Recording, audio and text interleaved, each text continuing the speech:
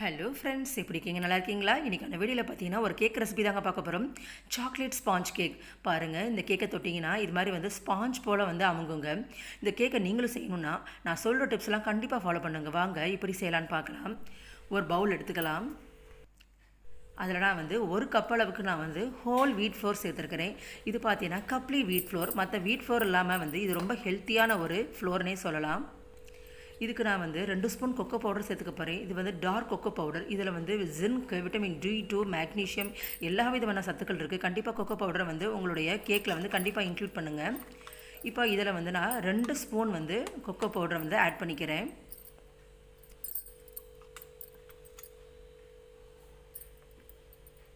அவ்வளோதான். இப்போ 2 spoon cocoa powder add பண்ணியாச்சு. இதில் நான் 1 ஸ்பூன் பேக்கிங் பவுடர் ஆட் பண்ணிக்கிறேன். அரை ஸ்பூன் பேக்கிங் சோடா ஆட் பண்ணிக்கிறேன். இப்போ ட்ரை இன்க்ரீடியன்ட்ஸ் எல்லாம் நல்லா ஒரு ஸ்பூனை வச்சு நல்லா கிளறி விட்டுருங்க.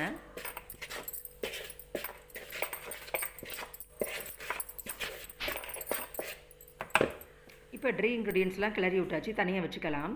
இப்போ நம்ம வெட் ஃப்ளோரில் சேர்த்துக்கலாம். இதுக்கு 4 முட்டை எடுத்துருக்கிறேன். இந்த 4 முட்டையை இப்போ நம்ம உடச்சி ஊற்றிக்கலாம்.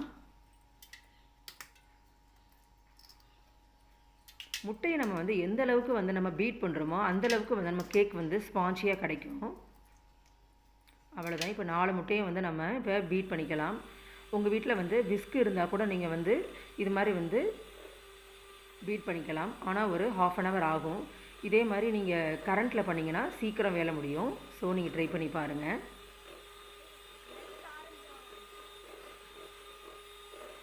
நல்லா ஃபோம் வர அளவுக்கு நம்ம பீட் பண்ணி எடுத்துக்கலாம்.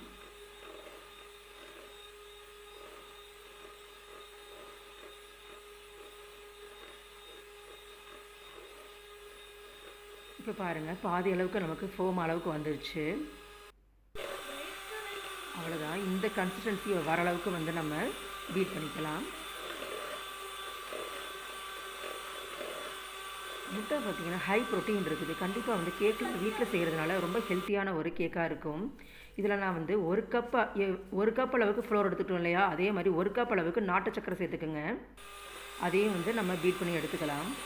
நார்மல் ஒயிட் சுகர், இந்த ரீஃபைன் சுகராக இல்லாமல் இது மாதிரி நாட்டு சக்கரை சேர்த்திங்கன்னா ரொம்ப உடம்புக்கு நல்லது. உங்களுக்கு நாட்டு சக்கரை சேர்த்து பிடிக்கலனா மினரல் சுகர் கூட ஆட் பண்ணிக்கலாம்.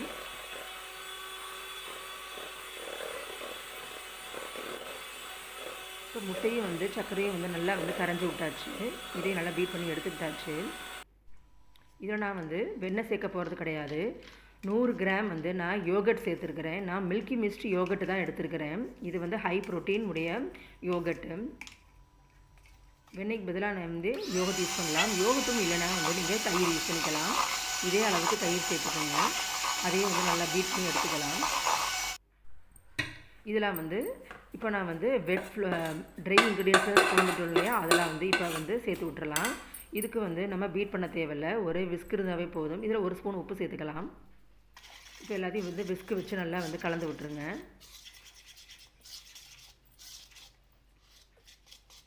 இதில் தண்ணி எதுவுமே ஊற்ற தேவையில்லை.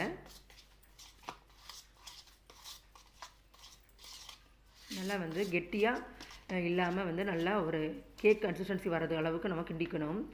இதில் நான் ஒரு 60 ml பால் எடுத்துக்கிறேன்.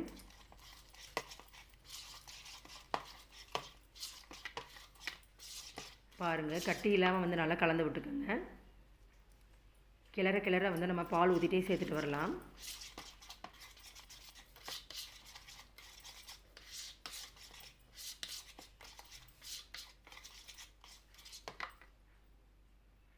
அவ்வளோதான். இருக்கிற எல்லா பாலையும் நம்ம ஊற்றியாச்சு. இப்போ பாருங்கள், இவ்வளோ நமக்கு டார்க் கொக்கோ பவுடர் சேர்த்துருக்கிறதுனால இவ்வளோ கெட்டியாக கலர்ஃபுல்லாக வந்திருக்கு. பாருங்கள், இதுதான் கன்சிஸ்டன்சி. ஊற்றினா இது மாதிரி தண்ணி போல் கீழே ஊற்றணும். அவ்வளோதான். இப்போ இதில் நான் வெனிலா எசன்ஸ் சேர்த்துக்க போகிறேன். அதையும் சேர்த்து விட்டுட்டு நல்லா விஸ்க வச்சு நல்லா கிளறி விட்டுருங்க. இப்போ ரெடி ஆயிடுச்சு. இதை நான் ஒரு பேக்கிங் ட்ரே எடுத்துருக்கிறேன். இதில் நான் கேக் மோல்டை நம்ம சேர்த்துக்கலாம். இப்போ ரெடி ஆயிடுச்சு. இதை நான் அவனில் வைக்க போகிறேன். அதுக்கு முன்னாடி நான் டூட்டி ஃப்ரூட்டி நம்ம அழகுபடுத்திக்கலாம். நம்ம கேக் வந்ததுக்கப்புறம் பார்த்திங்கன்னா டூட்டி ஃப்ரூட்டி தனியாக தெரியும். இப்போ நமக்கு டார்க்காக இருக்கிறதுனால சரியாக தெரியல. நீங்கள் வந்ததுக்கப்புறம் பார்த்தீங்கன்னா கரெக்டாக இருக்கும். இப்போ வந்து கேக் ரெடி ஆயிடுச்சு. இதை நம்ம அவனில் வச்சிடலாம். அவனில் பார்த்தீங்கன்னா ப்ரீ ஹீட் வந்து 180 டிகிரி செல்சியஸில் வந்து நம்ம 10 நிமிஷத்துக்கு வச்சுக்கலாம். ப்ரீ ஹீட் ஆனதுக்கப்புறம் 180 டிகிரி செல்சியஸில் வந்து நம்ம 45 மினிட்ஸ்க்கு வந்து நம்ம பேக் பண்ணி எடுத்துக்கலாம். இப்போ நம்ம வந்து 45 மினிட்ஸ்க்கு வந்து செட் பண்ணியாச்சு. இப்போ வந்து கேக் ஆன் ஆயிடுச்சு. ஸ்டார்ட் பண்ணிட்டோம். பாருங்கள், சூப்பராக நமக்கு சாக்லேட் ஸ்பாஞ்ச் கேக் ரெடி ஆயிடுச்சு. தொட்டு பார்த்தீங்கன்னா இது மாதிரி அவங்கணும். இப்போ கேக் ரெடி ஆயிடுச்சுன்னு அர்த்தம்.